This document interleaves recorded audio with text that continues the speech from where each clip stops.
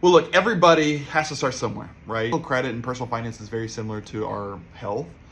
At any given time, if you feel like you're not living a healthy lifestyle, you can change it. You can start eating better. You can go to the gym. There's a lot of things you can do. Credit and finance is exactly the same. It doesn't matter where you are today, how old you are.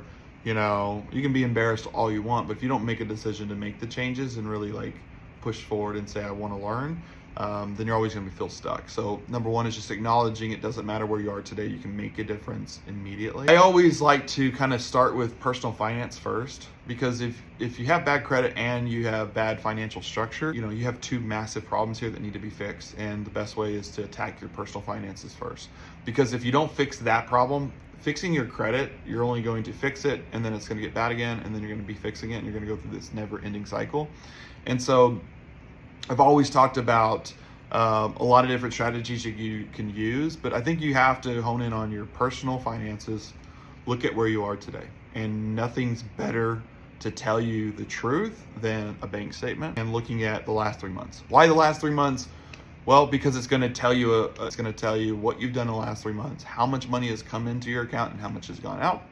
And it allows you to really solve that problem first. If you're not willing to hit it head on, you're never going to solve the problem. So what I mean by that is, don't be fearful. Just take out a pen and a paper, print your 3 months bank statements, and just go line by line. It's on every month statement what your monthly income is, like how much money is coming in and then how much money is going out. And then go down line by line and say, what is non-necessities?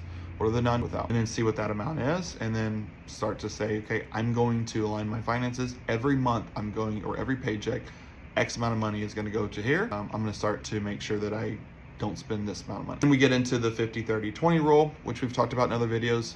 Won't go in detail today, but getting into alignment, which is through the 50-30-20 rule, where you're now looking at every dollar that comes in and assigning it to a bucket, to the 50 bucket, the 30 bucket, or the 20 bucket, and all the excess spending, we cut all that, so that now we're in the buckets, and we look at the buckets as literally a bucket and you're filling it with water. And if you're over the 50% and it's overflowing, we got to get that expense cut down in each of the 3 buckets. Once you do that and you have financial structure, doesn't mean the problem is solved, because I think the misconception is you got to solve that problem before you can fix your credit, and that's not it. It's like we have to fix the financial structure issue, understand where we're at and how we just cut down spending and get aligned.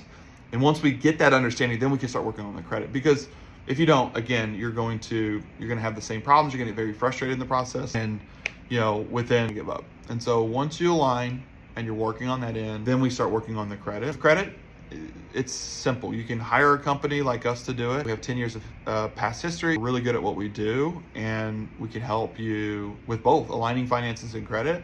But I'm not here to sell you. What you want to do, feel free to go through all of our videos. We talk about how to actually dispute your credit report. So we give all that guidance for free. We have guides that'll walk you through disputing.